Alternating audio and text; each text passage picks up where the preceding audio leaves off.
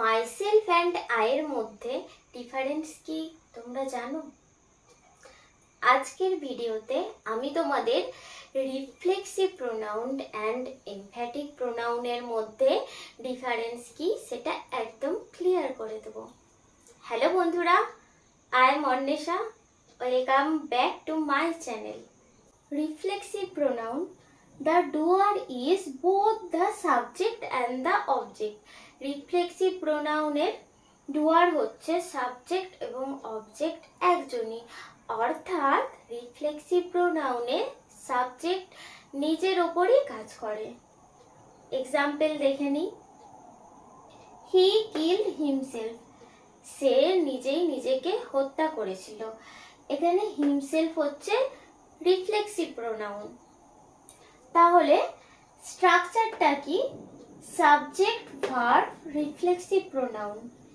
এখন আমরা দেখব এই স্ট্রাকচার অনুযায়ী এই সেন্টেন্সটা স্ট্রাকচারটাকে ফলো করছে কিনা। হি, এখানে he subject, killed is object, himself reflexive pronoun. তাহলে আমরা রিফ্লেক্সিভ প্রোনাউনটা জেনে নিলাম। এবার আসি এমফ্যাটিক প্রোনাউনে। Emphatic pronoun, it is used to give emphasis to subject. Emphatic pronoun কেন ব্যবহৃত হয়? এমফ্যাটিক প্রোনাউন ব্যবহৃত হয় সাবজেক্টে, কোনো একটা সেন্টেন্সের সাবজেক্টকে এমফ্যাসাইজ করতে, সাবজেক্টের ওপর জোর দিতে।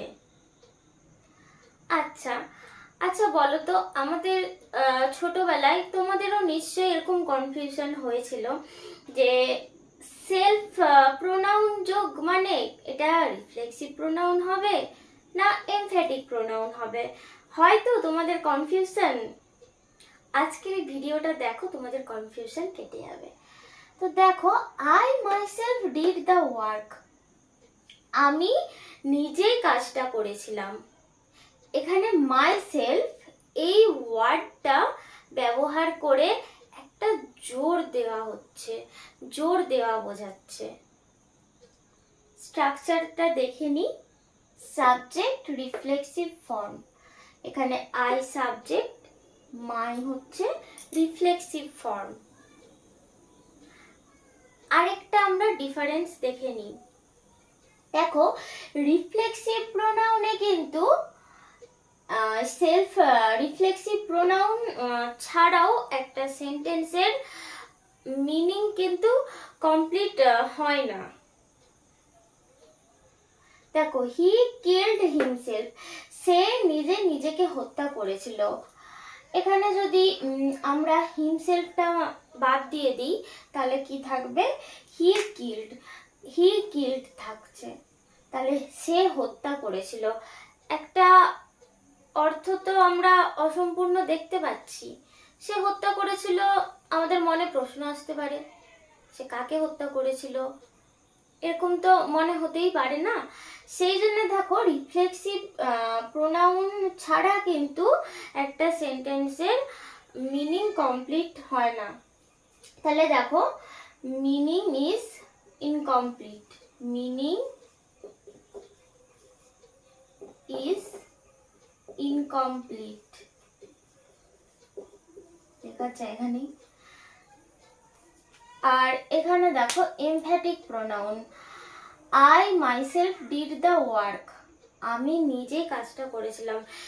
এই সেন্টেন্সটাতে কিন্তু যদি আমরা মাইসেলফটাকে বাদ দিয়ে দিই, বাদ দিয়ে দিলে কি হবে? আই ডিড দ্য ওয়ার্ক, আমি নিজে কাজটা করেছিলাম।